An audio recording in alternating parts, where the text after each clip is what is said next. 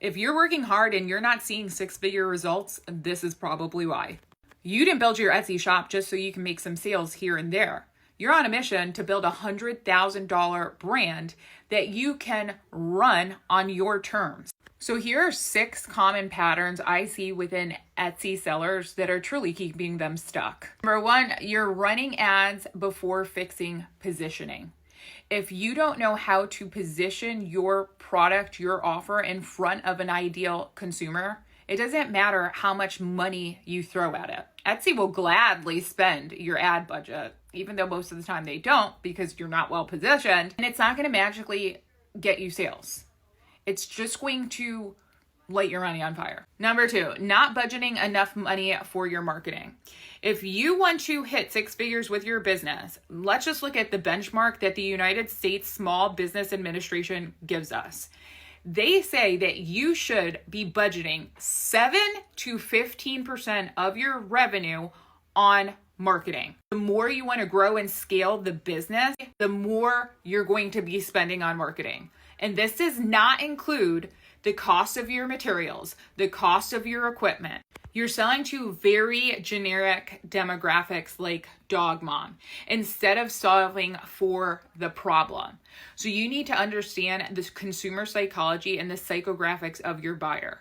For example, my sister and I are both dog moms, but her consumer behavior and buying habits are totally different than mine. Now getting into starting a Pinterest before building a conversion strategy. So similar to running ads before you're ready, same with Pinterest. If your listing hasn't proven that the offer is good, people are coming through, visiting, and actually buying, then you need to fix those problems before you drive additional traffic to it using Pinterest. And a lot of people quit Pinterest way too soon. They're like, I did it consistently for a month or 2, and then, I didn't see any results. Pinterest is a long-term strategy, hoping for viral sales. I see so many people hire people to do their social media marketing, but they have no social media marketing plan. And they're just hoping that if they do a slideshow of their images with a trending sound and do hashtag FYP, that their product is going to get picked up by the algorithm, go viral, and they're going to get a ton of sales. Unfortunately, that's not how that works. If you were an influencer and you're trying to really hit on virality so that you can get brand deals and, build this mega personal brand, that's a totally different strategy than a business that has to be hyper targeted and focused on someone who would actually want that product. Discounting instead of building demand. Slapping on a 20, 40, 50, 60, 70% discount on your product is not a marketing strategy.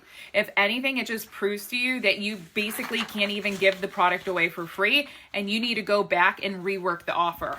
Now I get it. Some feelings might be hurt, but here's the honest truth.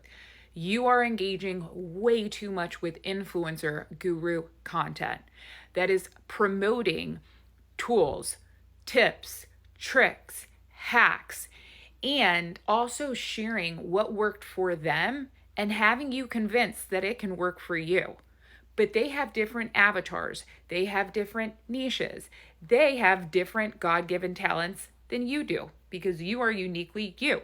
And this is exactly why, as a marketing strategist with 3 degrees in this industry and over 17 years working for Fortune 500 brands, I need to give it to you straight. You've been influenced. Influencing content is not strategies that are actually going to help you hit your goals.